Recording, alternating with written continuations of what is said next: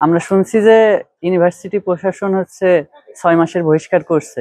বিশ্ববিদ্যালয় কর্তৃপক্ষ যেহেতু সাথে সাথে এর বিরুদ্ধে পদক্ষেপ নিয়েছে, সেটাকে আমরা অবশ্যই সাধুবাদ জানাই। কি কারণে এই ধরনের ঘটনা এখনো ঘটছে, এই প্রশ্ন আমাদের সাধারণ শিক্ষার্থীদের মনে।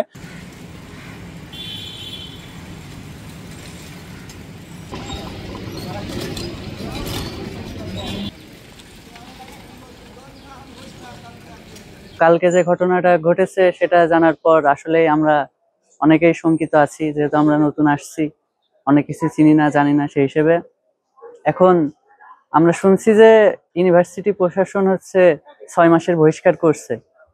এখন তদন্ত কমিটি এটা তৈরি করছে। এই তদন্ত কমিটি তদন্ত করে যা ফলাফল দেয়, আশা করছি আমরা যেন ভালো ফলাফলই দেয়, সুষ্ঠু তদন্ত হয়। র্যাগিং অবশ্যই একটি জঘন্যতম অপরাধ এবং বাকি সকল অপরাধের মতো এটাকে একটি ভিন্ন অপরাধ হিসেবে কনসিডার করা উচিত। কিন্তু যেটি সংঘটিত হয়েছে, আমরা অবশ্যই এর এগেইনস্টে পদক্ষেপ নিব এবং বিশ্ববিদ্যালয় কর্তৃপক্ষ যেহেতু সাথে সাথে এর বিরুদ্ধে পদক্ষেপ নিয়েছে, সেটাকে আমরা অবশ্যই সাধুবাদ জানাই। আর আমরা চাই ঘটনাটির একটি সুষ্ঠু তদন্ত সাপেক্ষে এবং সেই অনুযায়ী যারা এর সাথে অভিযুক্ত তাদেরকে শাস্তির আওতায় আনা হোক। কি কারণে এই ধরনের ঘটনা এখনো ঘটছে, এই প্রশ্ন আমাদের সাধারণ শিক্ষার্থীদের মনে। এন্ড যেই ঘটনাটা ঘটেছে সেটা আসলেই নেক্কারজনক ঘটনা এবং এর সুষ্ঠু তদন্ত হওয়া উচিত এবং যারা অপরাধী তারা তাদের প্রাপ্য শাস্তি যেটা তারা সেটা ভোগ করবে অবশ্যই। এখানে আসলে এক্স্যাক্টলি কি হয়েছে, ওই শিক্ষার্থীরা আসলে কতটুকু র্যাগিং এর সাথে যুক্ত ছিল, সেটা বিচার বিবেচনা করে তারপরে শাস্তির মাত্রা সেই হিসাবে নির্ধারণ করা উচিত ছিল বা উচিত সামনের দিনগুলোতে।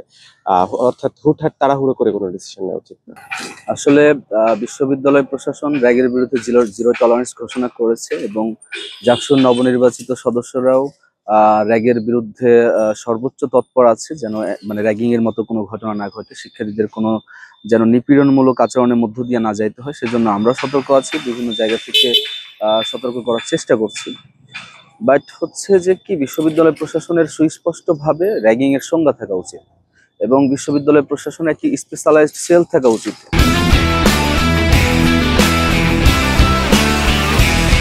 অ্যান্টি র্যাগিং সেল থাকা উচিত, যেটি স্পেশালাইজড সেল হবে, যেখানে বিশ্ববিদ্যালয়ের শিক্ষকরা থাকবে। হ্যাঁ, এবং র্যাগের সংজ্ঞা না থাকার ফলে যেটা কি যে আমি কারো পরিচয় জিজ্ঞেস করাও র্যাগ হয়ে যাচ্ছে।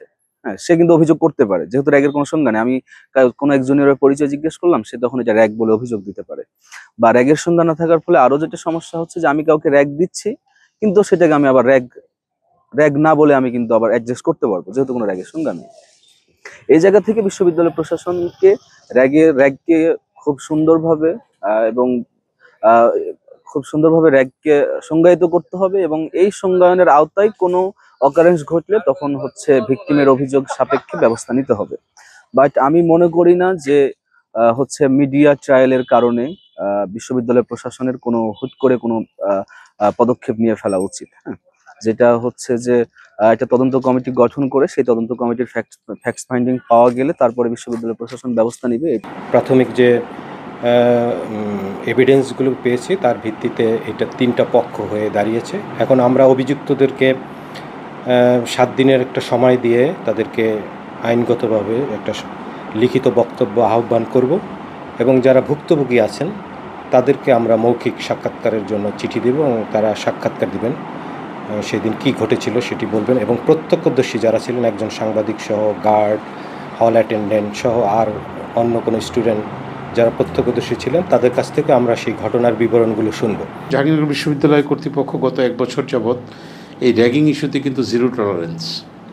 আমরা সকল শিক্ষার্থীকেই অনুরোধ করব এই র্যাগিংয়ের সাথে যেন কেউ সম্পৃক্ত না হয় এবং নিজেকে যেন যিনি নবাগত একজন শিক্ষার্থী বিশ্ববিদ্যালয়ে এসছেন তাকে যেন প্রথম দিকেই এই ধরনের নিপীড়নের সম্মুখীন হতে না হয়। সেজন্য সকলকে প্রত্যেকের স্থান থেকে তাদের প্রত্যেক শিক্ষার্থীকে সিনিয়র শিক্ষার্থীকে আমি অনুরোধ করব আরও অধিকতর দায়িত্বশীল হওয়ার জন্য এবং কোথাও যদি এই ধরনের র্যাগিংয়ের ক্লু পাওয়া যায়, বিশ্ববিদ্যালয় কর্তৃপক্ষ প্রক্টোরিয়াল বডিকে যেন অবহিত করেন, সংশ্লিষ্ট হলের প্রাধ্যক্ষগণ শিক্ষকদেরকে যেন অবহিত করেন। আমরা সর্বদা সচেষ্ট আছি।